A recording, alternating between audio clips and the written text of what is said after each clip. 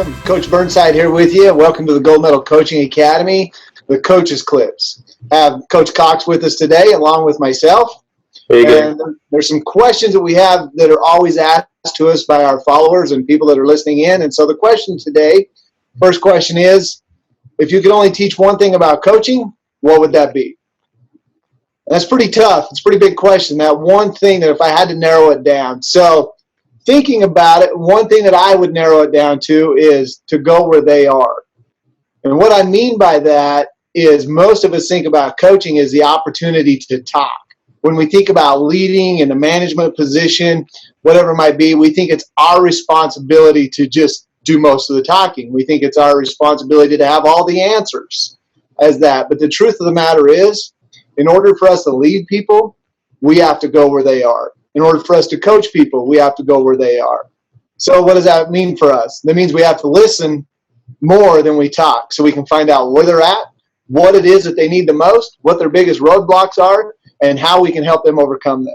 So that's my thoughts on if I had one thing to teach about coaching, what would it be? Coach Cox, what's your thoughts? Wow, this is a good question, Coach Burnside. I think, over the years coaching, if you really think about this, I think what I would teach is developing your philosophy as a coach. And what I mean by that is, why am I coaching? Is number one, I always ask this to people that always approach me and say, hey, I want to be a life coach. After doing it for so many years and working with so many clients, I always say, well, why do you want to be a coach? And I always ask myself that constantly, why am I coaching?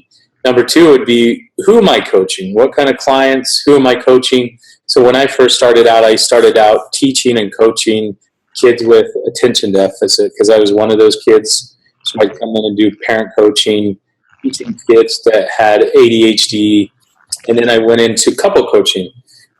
So I had to really mark down where is my coaching clientele, and now it's brought me into business coaching, which we've been doing over the years. And the last thing I always ask is, what kind of coach do I want to be? So do I want to be a tactical coach? Do I want to be a communication coach? You can go so many ways with it. And I've seen so many coaches just kind of be all over and not really have an aim. So if I was to tell you, it'd be those three things: why am I coaching? Who am I coaching? And what kind of coach do you want to be?